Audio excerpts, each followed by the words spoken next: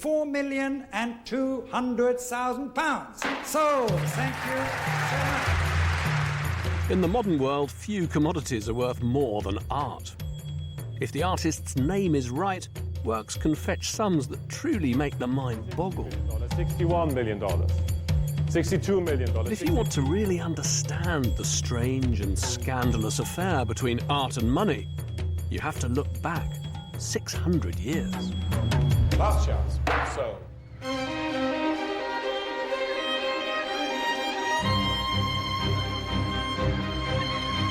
In Renaissance Florence, there was a far more shocking collision of market forces and masterpieces. The world's most beautiful art was created in the service of one rich and ruthless family, the Medici.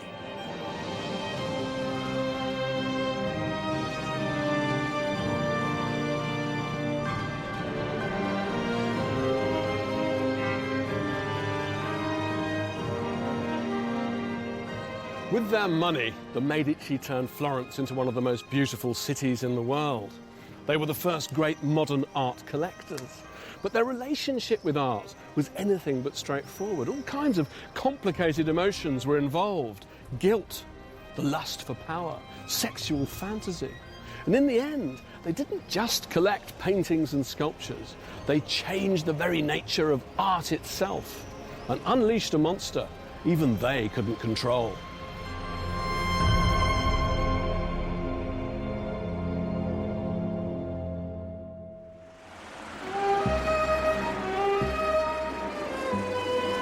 In Florence, it's impossible to escape from the Medici. Everywhere you look, you can see their coat of arms, made out of palle, or balls. It's as if they've trademarked the city for eternity.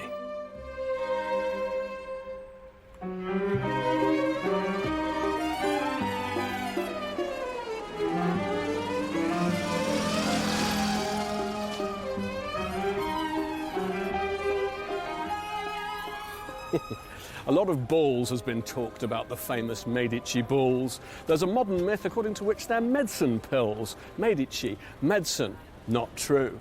The Medici themselves like to pretend that they were descended from a valiant knight who performed heroic deeds and that these were the dents on his shield. Not true. What they actually symbolised right from the start was bezants, coins. They're tangible symbols of the fact that these were men who dealt in money.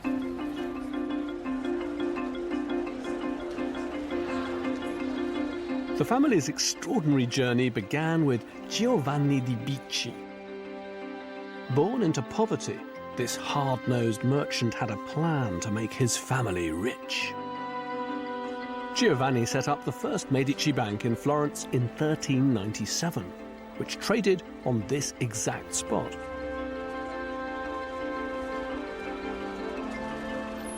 Now, there was nothing discreet or well-mannered about the world of Renaissance banking. These were money traders who carried out their work in public, in the market. Each one of them would call out his best offer of the day. I've got 50 florins to lend you to be paid back by St. John's Day. I've got 30 florins to be paid back by Christmas. And each banker would work from his own table, set up in one of the aisles of the market. Banco is Italian for table, hence our word bank. And it was a high-risk business. They were going bust all the time, and when they did go bust, they had to ceremonially break their table, hence the English word bankrupt, bancarotto, broken table.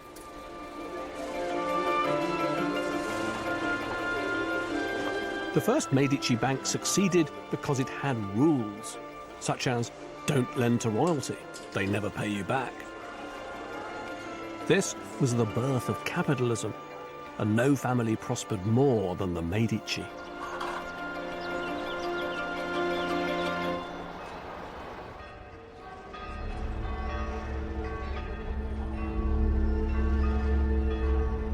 But the Medici were also men of their time, devout Christians, bound by church laws.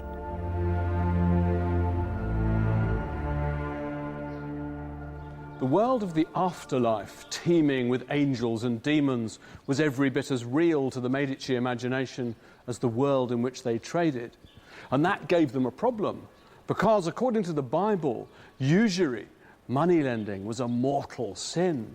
God had decreed that man might save himself by labour, but there was no sweat on the Medici brow because they got their money through interest by doing nothing at all. And as the riches piled up on the credit side of their ledger, they were terrified of what lay on the debit side, the threat of eternal damnation. The spectre of hell haunted all Florentines, including the celebrated poet Dante. In his Inferno, usurers were depicted in the depths of hell. Why was usury such an evil business to be in? The usurer, in the fullest sense of the term, goes to hell. He goes to hell because usury offends against the goodness of God. Dante says that the usurer sells nothing. He lends money and expects to be paid more back than what he loaned, but he hasn't given anything for this profit. He is selling nothing. And when Dante describes the punishment of the usurers in hell, he says that they sit in the seventh circle and their hands are continually moving. They can't keep their hands still. And that is because in their lives they did nothing with their hands.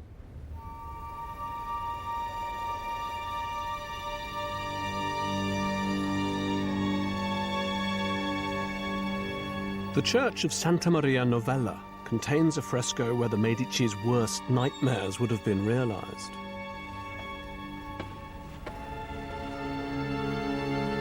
This is the Strozzi Chapel, painted in the 1350s by an artist called Nardo di Cione to give Florentines a glimpse of the afterlife.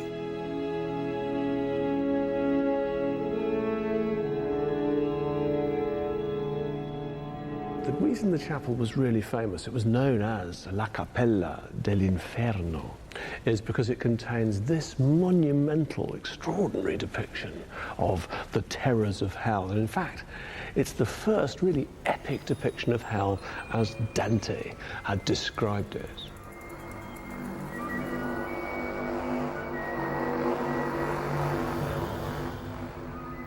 There's one scene in particular that would have struck terror into the heart of a Medici. It's the seventh circle of hell, presided over by an evil-looking winged demon called Geryon, in which were placed blasphemers, sodomites, and moneylenders.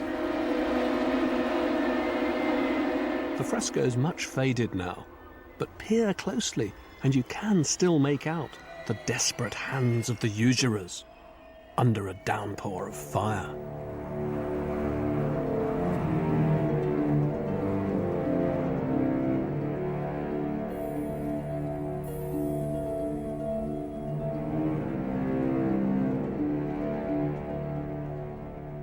But it wasn't all doom and gloom, because this chapel's also a vivid demonstration that there was a get-out clause for Renaissance moneylenders. According to church doctrine, you could buy your way out of hell. You could purchase salvation by sponsoring a great work of art and architecture such as this. And it was indeed paid for by a moneylender, a man called Tommaso Strozzi. There he is with his wife, and the artist's been careful to paint him being led by an angel towards the congregation of the blessed.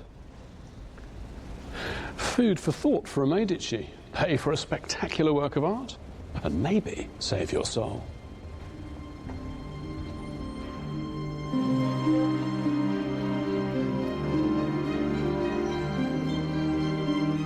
Bankers were accused of splintering society because they created debt and greed and division.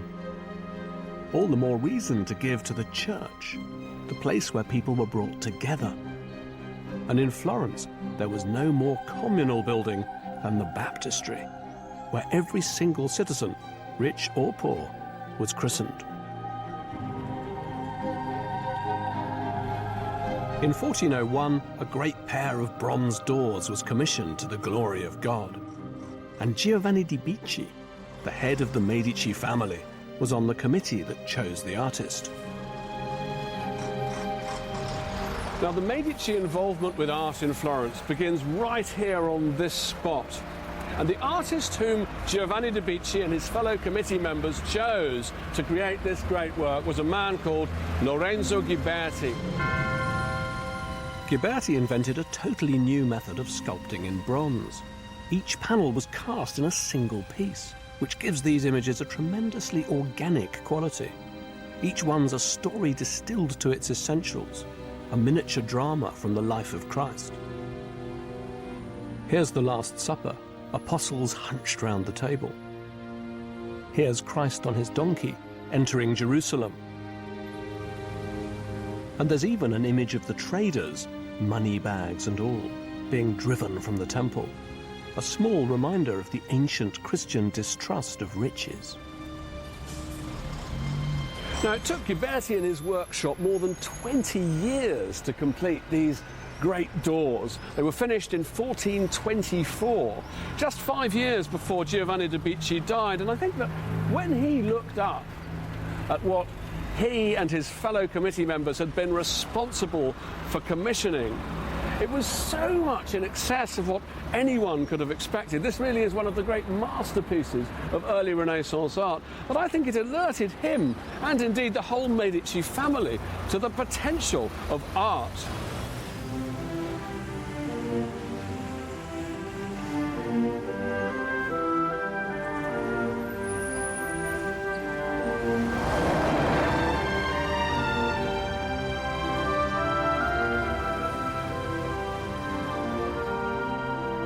Giovanni's son, Cosimo il Vecchio, expanded the Medici Bank across Europe.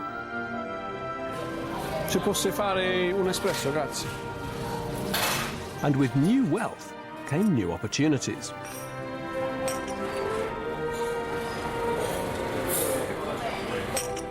Cosimo was a political genius who turned the Medici into the most powerful family in Florence. But he also knew that the city was a republic, in name at least, where everybody was supposed to be equal.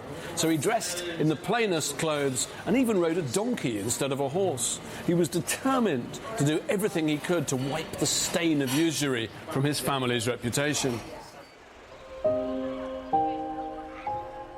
This is the monastery of San Marco.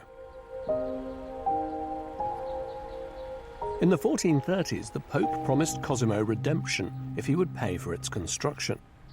A heaven-sent opportunity to launder his piles of dirty money. It was fairly standard practice for extremely rich people to endow a chapel, to commission a cycle of religious frescoes. But here, the Medici had paid for the construction of an entire monastery. This was a completely unprecedented act of private patronage. It seems that as far as Cosimo il Vecchio was concerned, when it came to the state of his eternal soul, money really was no object.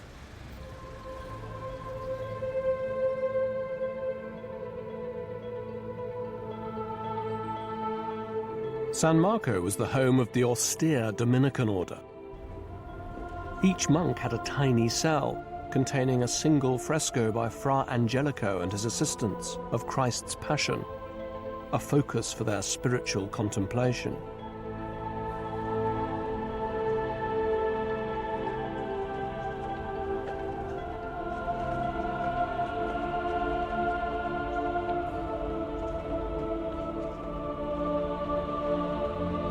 And Cosimo, the moneylender, had even made his way inside the temple. Now, this is the entrance to Cosimo's own cell, and right over the door there's an inscription that makes official the nature of the exchange that's taking place here. It says that the Pope, Eugenius IV, promises that Cosimo de' Medici will be absolved for all his sins in exchange for having built this monastery. How typical somehow of this money man, this banker, to get his own pardon, to get his own salvation in writing. Now, at first sight, Cosimo's cell seems pretty much like all the others. He too gets an image of the crucifixion to contemplate. But while it's hardly luxurious, and I should stress that Cosimo came here, he fasted, he prayed, he did penitence for the sake of his eternal soul. His chamber is more luxurious than the rest, because whereas they are, if you like, single bedrooms, he gave himself the equivalent of a hotel suite. Look, there's a whole other chamber. And up here on the wall of this second space, he's looking at an image of the three wise men who come to the infant Jesus bearing gifts of gold, frankincense and myrrh. Cosimo chose one of Fra Angelico's most gifted pupils, but not so Gozzoli, to create a painting that would transform the Medici image.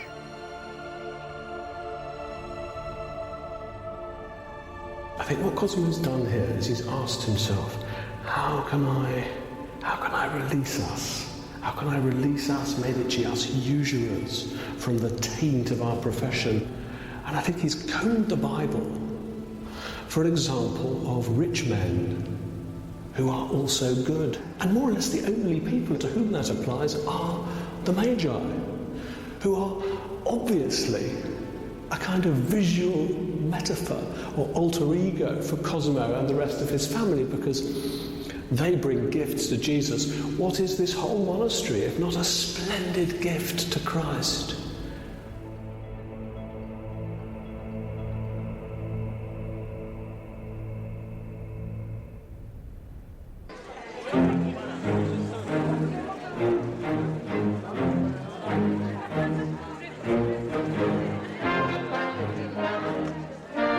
The Medici became so obsessed with their new heroes, they joined a fraternity celebrating the three wise men. And they wanted the whole of Florence to share in their devotion.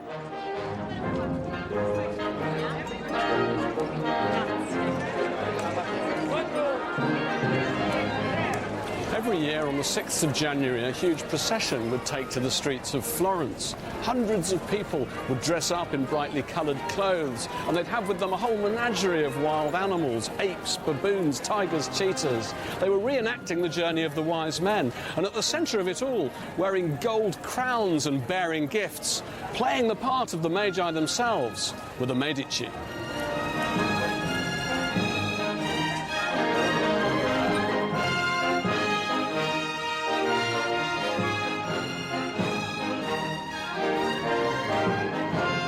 The parade of the Magi would snake its way past Cosimo's own house, the Palazzo Medici.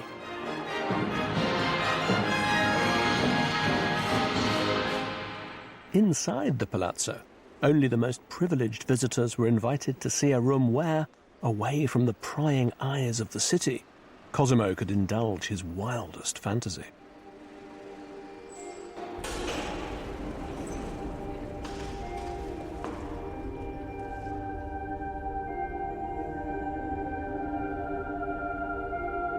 In Cosimo's private chapel is a spectacular fresco showing the journey of the Magi to Bethlehem. Once again, Cosimo turned to the artist Benozzo Gozzoli, who'd painted the same subject in San Marco. But there's no trace of austerity here. It's a blaze of colour with a cast of hundreds. Gozzoli even had the audacity to insert himself and members of the Medici family into this biblical scene.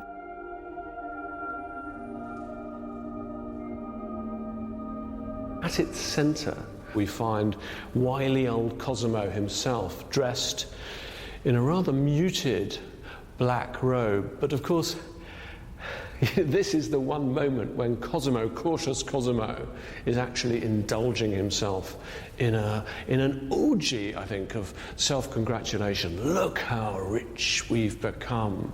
He looks like he might be counting. And I think this fresco it's a pictorial version of counting your money, and the picture's full of gold. Above all, on the harnesses of the horses and their bridles, there's this shine, this shimmer. It's still with us today, and the taste that created this is the taste that created the Gianni Versace handbag. There's something fantastically vulgar about this painting. You almost wonder if the worship that Cosimo did to God in his cell at San Marco hasn't been displaced to the world of consumer durables. It's an incredible celebration of the sheer naked joy of capitalism.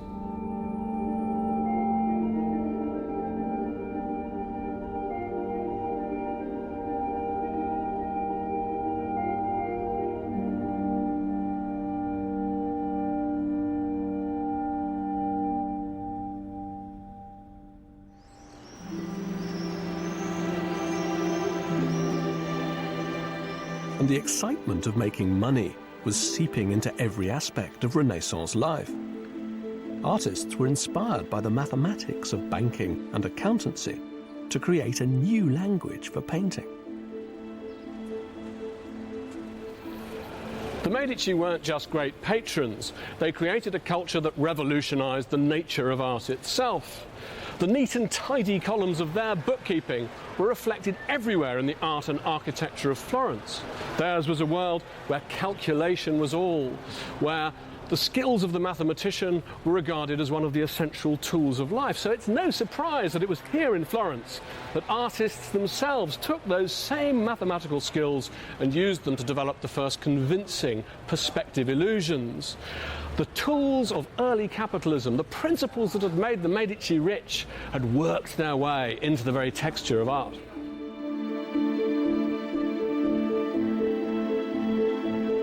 The Medici sponsored artists like Paolo Uccello, who obsessively attempted to create the illusion of space in his work. This was a whole new 3D world, art commissioned by merchants to appear as real as the world in which they traded.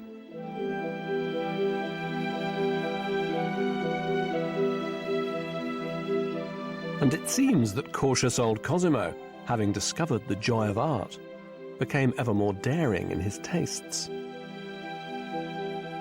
He fostered the unconventional genius of Donatello, who created this statue of David for the Medici Palace. David was a traditional symbol of Florence, but that was just a pretext for a shocking experiment, the first freestanding nude since Roman times.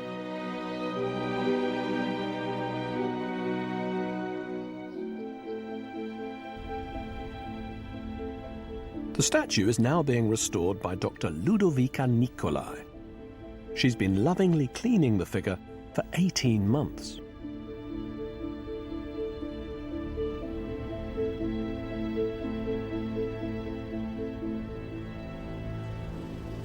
Sono curioso di sapere, quando lei vive così con una statua, si cambia l'attitudine? Che pensi ora di questa? Sì, è vero, il rapporto quotidiano fa arrivare è un rapporto diverso, stringono i modi di essere, no? Verso la scultura. La situazione è molto intima qui. Sì. Scusi, David. Per me, vedere David così, con questo famoso sederino all'aria, in piena vista, all'aria, mi sembra come era scioccante quando la prima volta che hanno visto questa statua, la prima rappresentazione del nudo. Sì, infatti, e poi anche come nudo è molto ambiguo, cioè molto strano, no? Perché non è completamente maschio e non è completamente femmina, cioè non è femmina. E quindi c'è un'ambivalenza, sì. Il passaggio tra la pubertà e l'adolescenza, quando un maschio non è ancora completamente maschio e non è naturalmente femmina. E quindi appunto il sedere è ancora molto femminile. Sì. Il miracolo di Donatello è che ha presto questo momento. Sì, si è accolto proprio questo momento prima della sbocciatura completa.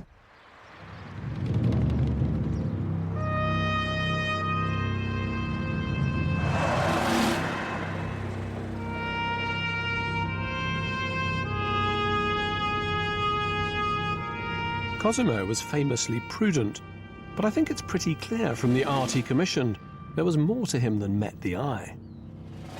You can also trace the workings of his imagination, sense the appeal that decadence had for him, outside the city itself.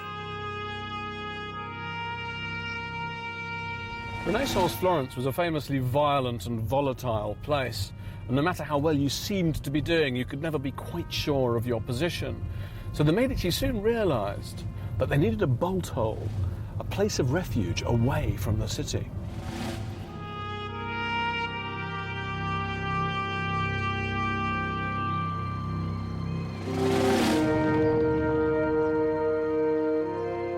This is the Villa Cafaggiolo, a miniature fortress in the Tuscan countryside.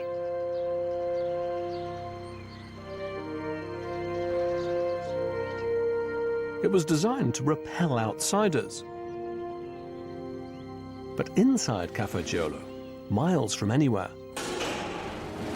Cosimo literally developed all kinds of new tastes.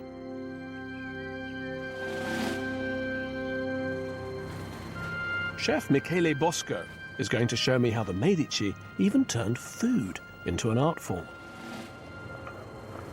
Ehi, ciao. Buongiorno Andrew. Come stai? Bene, bene. Che cucini oggi? Partiamo da questa cosa qui. Questo è un pan di fegati. Pan di fegati sono dei fegatini di pollo, pane bagnato nel latte, spezie e alloro. I medici piacciono le cose pesanti, le cose con molto di carne, esatto, vero? I medici amavano molto la carne, amavano molto le spezie, anche perché le spezie erano un segno di ricchezza. Più spezie si mettevano negli alimenti, più era un segno di ricchezza. Però tu personalmente sei per o contro i medici? Io sono per i medici, anche perché i medici hanno apportato tante cose nuove nella cucina, hanno portato il Rinascimento anche in cucina. Un extraordinary object, è straordinario. Questo è il prosciutto di cinghiale. Qui abbiamo il pan di fegati, anatra all'arancio, cinghiale alle erbette, salsa agliata, salsa verde in dolce forno. As one course follows another, it's like entering one of Cosimo's paintings, being on the receiving end of the procession of the wise men, being given rich and luxurious gifts. But there were also perils to all this excess. Here goes. Well, it's certainly pungent.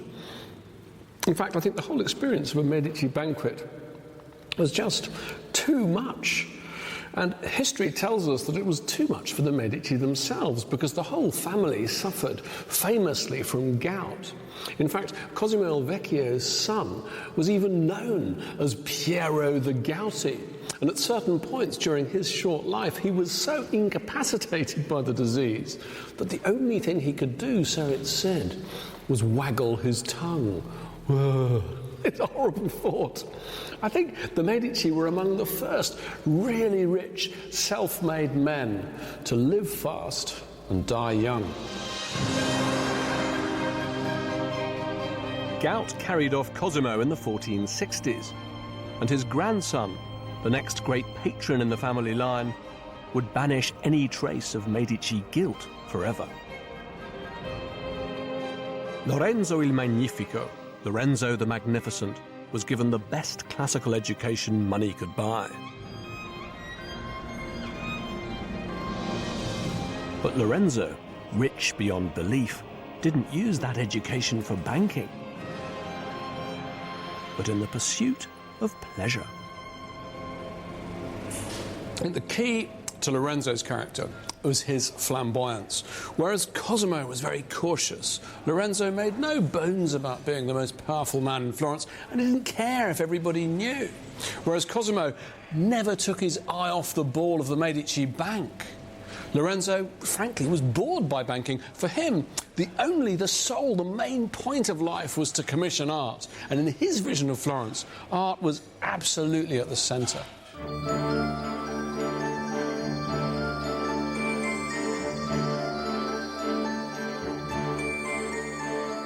Lorenzo's great dream was to revive the beauty and myths of the ancient classical past. And he took practical steps to create a generation of artists capable of making his fantasy real.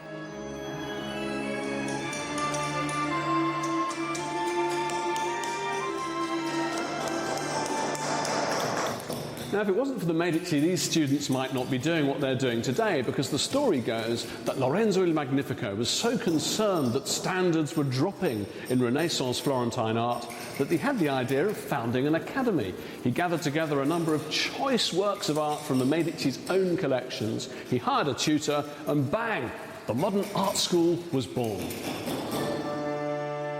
Lorenzo set up this academy in his own garden, where students would copy from his collection of classical sculptures. And Lorenzo's devotion to pagan rather than religious art moulded the minds of his students.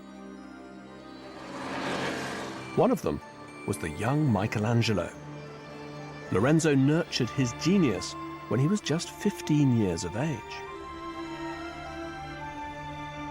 Now, if you want visual evidence of the huge impact that Lorenzo the Magnificent had on the young Michelangelo, it's to be found in this room, because here we've got the only two sculptures that he's known to have created while studying in Lorenzo's sculpture garden. Here we've got this beautiful low-relief sculpture, a classical technique. It's the Madonna of the Stairs, and he was taught this technique by the sculpture instructor that Lorenzo had installed in the garden. Beautiful piece, but it's still within the religious language. If you want to see how Michelangelo's imagination was really opened up by the influence of Lorenzo, it's here in this great sculpture called The Battle of the Centaurs, which is one of the most precious things in the Michelangelo house, although they've actually allowed me to open the Perspex case so we can see the sculpture in its full glory. Isn't that fantastic?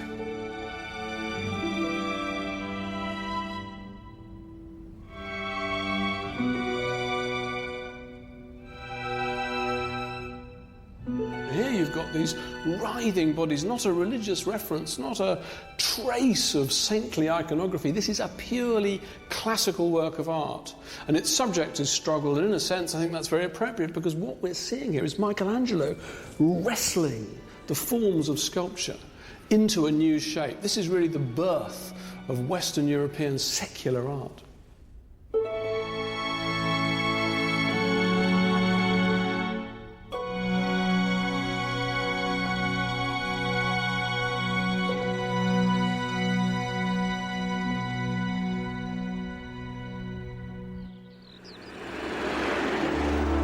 Lorenzo was to make his most ambitious attempt to embrace the joys of antiquity, not in cramped Florence, but in the Tuscan countryside. It wasn't enough for Lorenzo to promote classical styles of art. He was fascinated by the whole ancient Roman and Greek way of life. And as a result, he was to commission a truly revolutionary piece of architecture.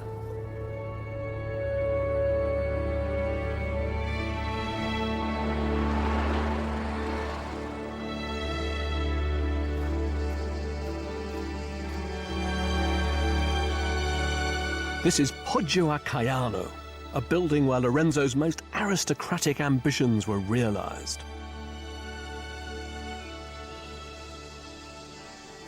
Raised up on a classical arcade with this grand entrance plainly modelled on the portico of an ancient temple, this is a building that looks straight back to the splendour of ancient architecture.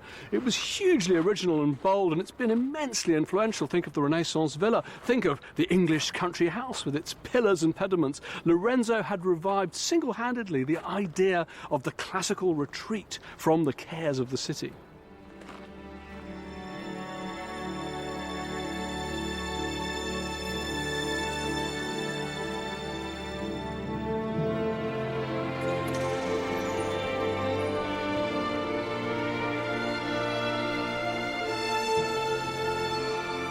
At the heart of the villa is the Great Hall, a room that transports you back in time, bringing to life the myths of the ancient world in full and vivid colour.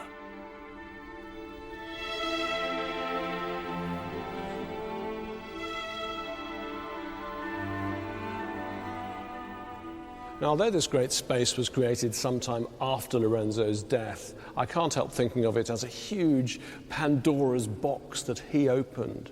What Lorenzo gave to the Medici family was a totally free sense of the classical world as a kind of space where the imagination could play. These frescoes, begun in 1519, are wonderfully free interpretations of Roman and Greek stories, a classical vision of delight.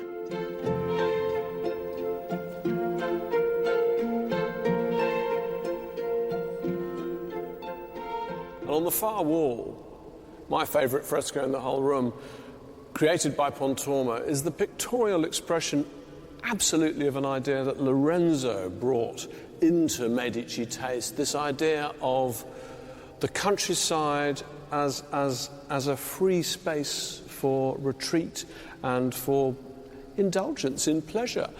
Under the pretext of painting a classical myth, the myth of Vertumnus and Pomona, nature god, nature goddess, what Pontormo's really painted is a kind of aristocratic idyll. These are the well-fed rich who've come to the countryside to enjoy themselves. I think what this picture is also doing is it's calling down onto the Medici family the ideal of fertility. It's saying, may the Medici always grow as lavishly as these branches, may their seed always be ripened like these fruit in these festoons. Such a transition has taken place. It's almost like a pagan prayer that we will do well. It's on the point of saying that we don't really need God anymore. We've got our own gods, and they're the gods of art.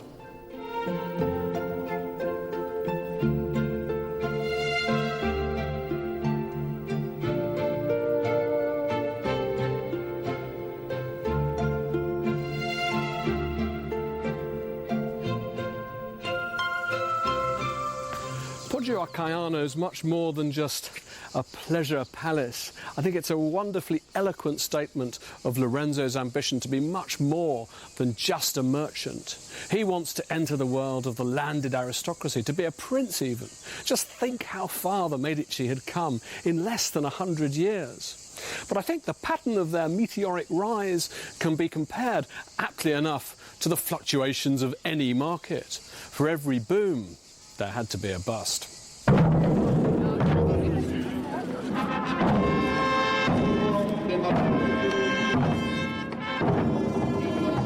Lorenzo had wanted to revive ancient Rome, but this was still Christian Florence. He died in 1492, and with his death, the spectres of heaven and hell returned with a vengeance. The backlash arrived in the shape of a fanatical monk called Girolamo Savonarola.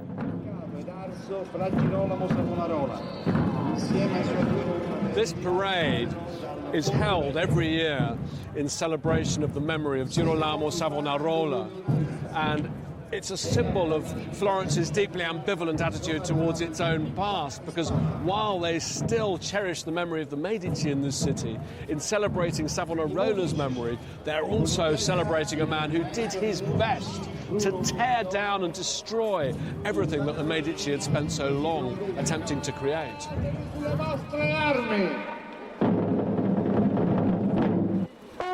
Savonarola ordered a purge of the pagan art the Medici had revived.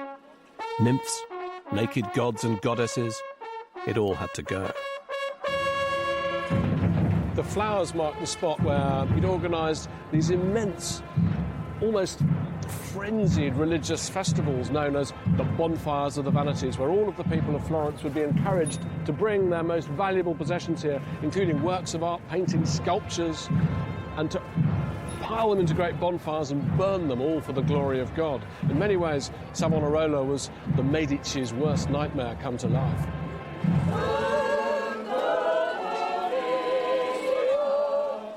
The bonfire is one of the most infamous events of the Renaissance.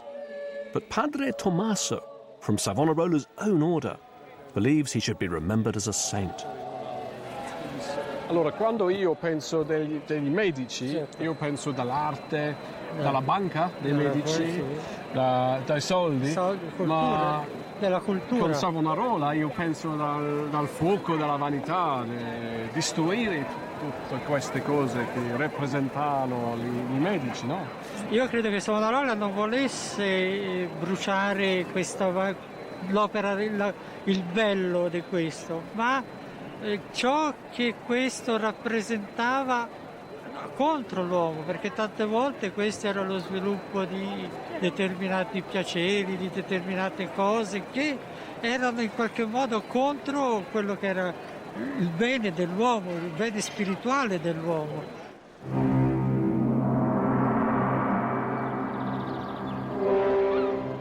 Savonarola preached that the end of the world was nigh.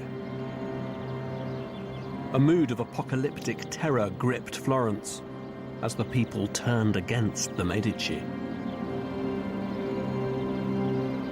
In 1494, just 2 years after Lorenzo's death, his eldest son Piero realized the family was in mortal danger. The Medici were forced to flee the city in fear of their very lives. Piero, the head of the family, got his wife and children together and they escaped under cover of darkness on horseback. The family's possessions and palaces were ransacked. Their works of art were either seized or destroyed.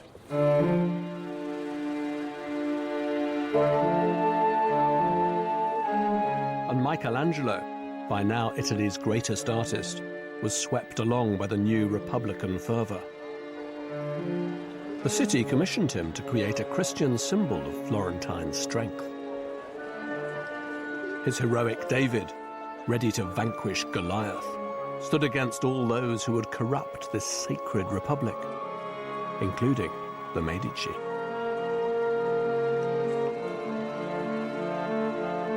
The family would remain in exile from Florence for nearly 2 decades.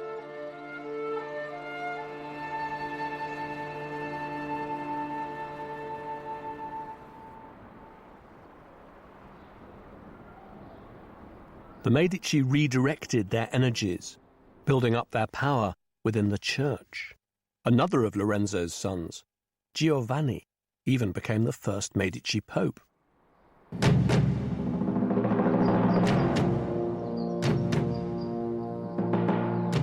So in 1512, the family could draw on papal military muscle to return to power in Florence.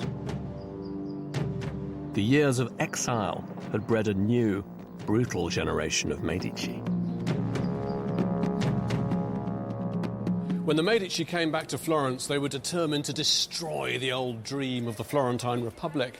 They didn't just want to be rulers, they wanted to be absolute dictators, and as always, art was central to the plan. This time, they'd use it as a tyrant's weapon.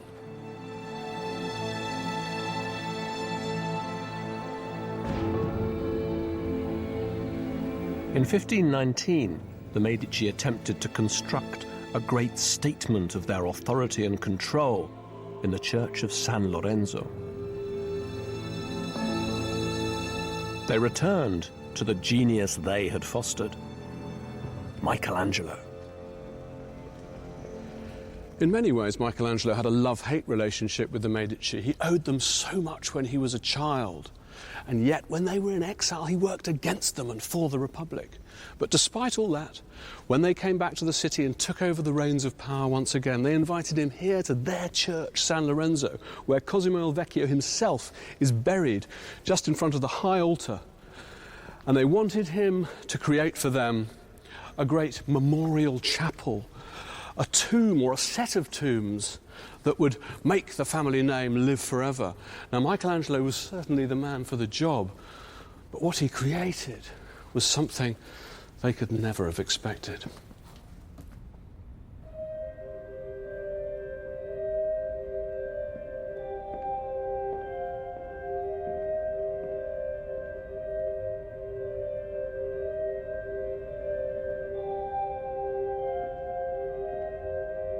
The Medici used the death of 2 minor family members as an excuse for commissioning a thumping symbol of their dominance over Florence.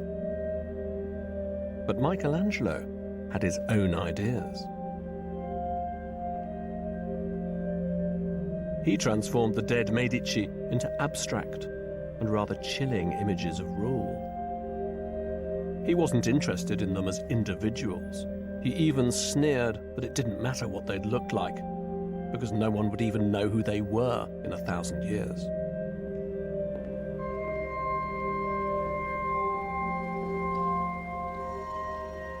Beneath the figures of the heroes enthroned, crouched or reclining on their sarcophagi, he's created these four figures: dawn, dusk, day, and night. And what they symbolize is the passing of time.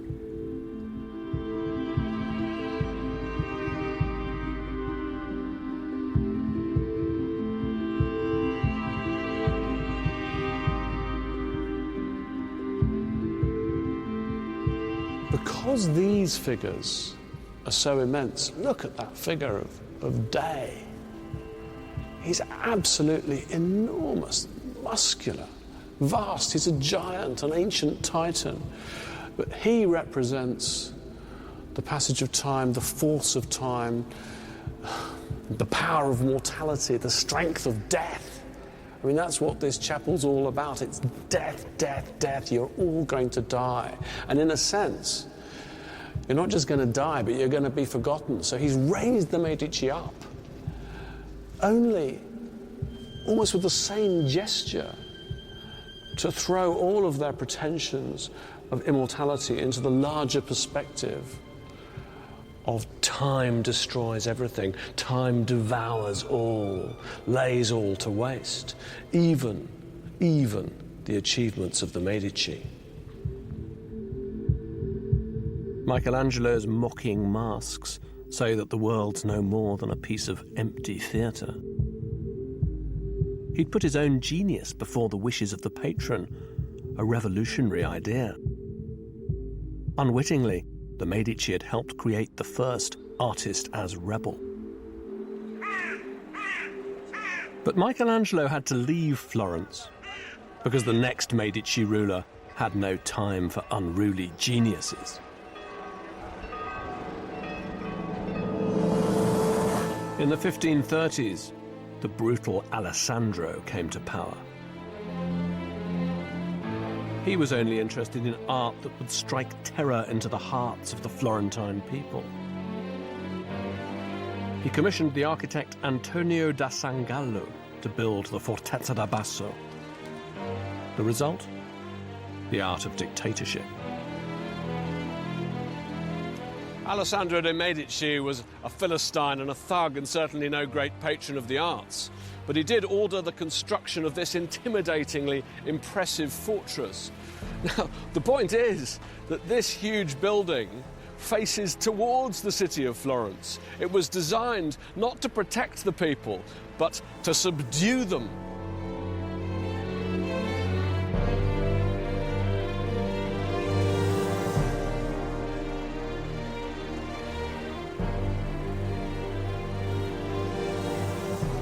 The most expressive aspect of the building is the sinister metamorphosis of the Medici Palais, the Medici balls, because if you look below me, you'll see that they've multiplied so much so that they stud the walls of the fortress, each one like a cannonball trained on the city of Florence.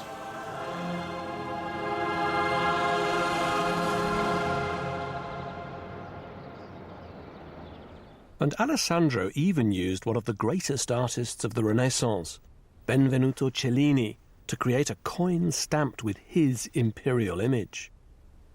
It's a secret treasure of the Renaissance with a dark message.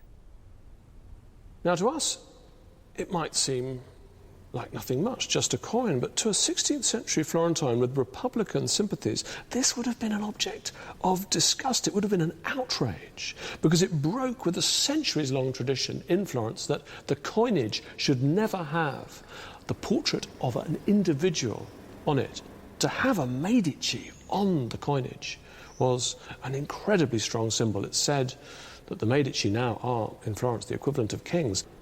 The money men the men who came from money and who used their money to achieve power and status, are now on the money of Florence itself.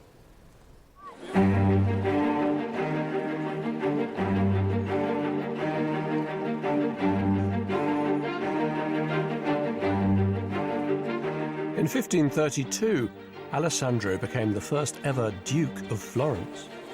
The Republic was dead. And the Medici used Florence's main square to declare their new status as nobility.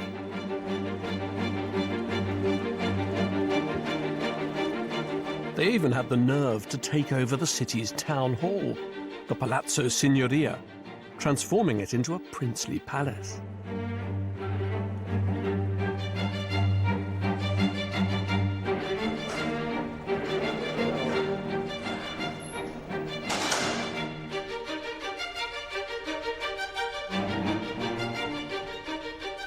What's amazing about this place is that not only did the Medici come to live in the Palazzo Signoria, the heart of Republican Florence as it had been, but they covered its walls with celebrations of the Medici dynasty.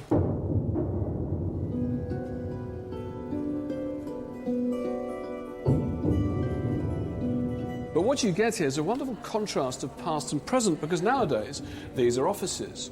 Once again, Italy is a democracy, and they still run Florence from this building. This is the office of the mayor, where they deal with the parking tickets, where they discuss the congestion charge, where they deal with all the day-to-day business of the city. But they do it still under the eyes of the Medici tyrants that once were.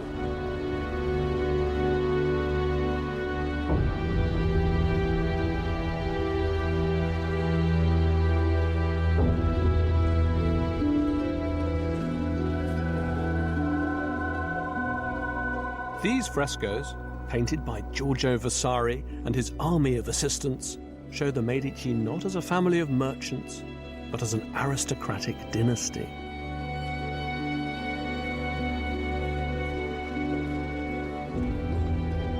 At last, they'd well and truly made it. But they were to give one final twist to the story of art.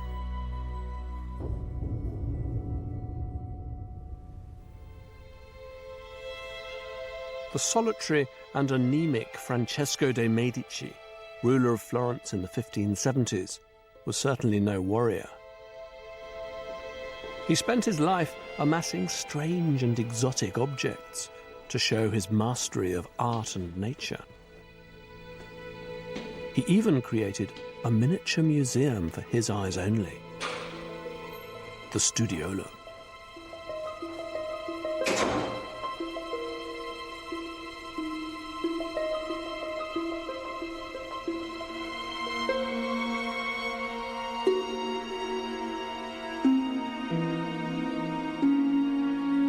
Each side of the room is governed by one of the four elements: earth, air, fire, and water. Under each element are a series of fantastical paintings. So on the wall of water are images of the sea.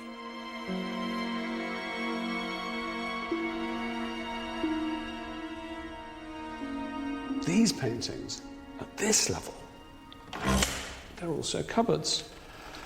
Now, because this is the wall of water, it's thought that Francesco de' Medici would have kept objects from his collection associated with water.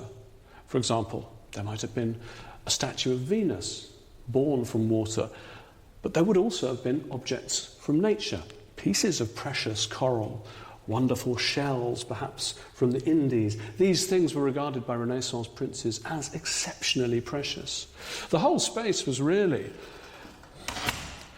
a kind of microcosm of Francesco, of the prince's knowledge of all things.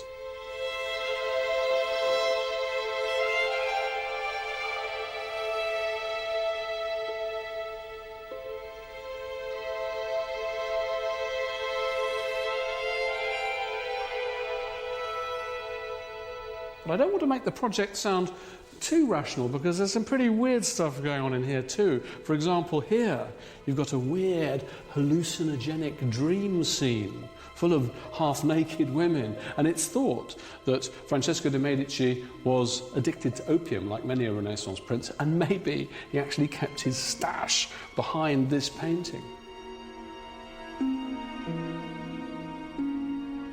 Now, I think what we've got here is a new sense of art, of the experience of art, of the work of art, as a kind of narcotic. Art has become totally untethered from any notion of shared value. It's untethered from notions of religion, it's untethered from notions of politics. It's really an experience in and of and for itself. And the thing about this space is that no matter how many art historians have studied it, no one has managed to fully decode its secrets. Art has become a kind of private obsession. And I think it's fascinating that there's just one image of Francesco de' Medici on these walls. And what he is, he's the alchemist. And I think that's what this space actually represents. The Medici, through their relationship with art, have alchemically transformed it. They've turned it into something else. It's no longer what it was when Ghiberti created those doors for Giovanni di Bicci. It's no longer a work of religious significance. It can be anything. Anything at all. Art has been liberated.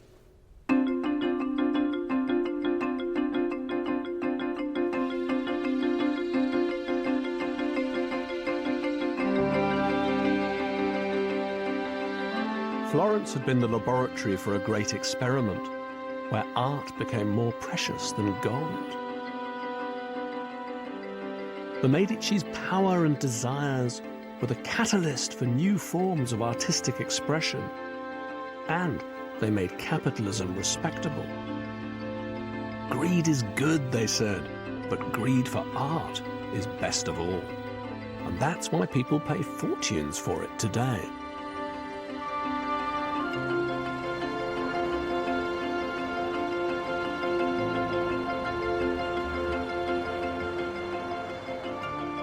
The Medici turned Florence into their own personal work of art, but their story's far bigger than the tale of one city, because what they did reaches into the modern world. They transformed art and changed the course of civilization. And the biggest irony of all is that they did it all to get away from their own dirty roots in money.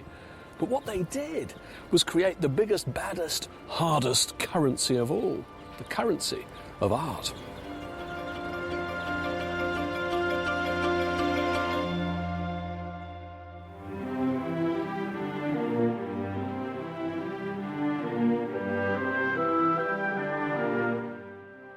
Next Wednesday night, we'll have all the fun and spectacle of the Royal Variety performance here on the BBC HD channel. Be sure not to miss that. As for tonight, though, top sci-fi with Heroes next.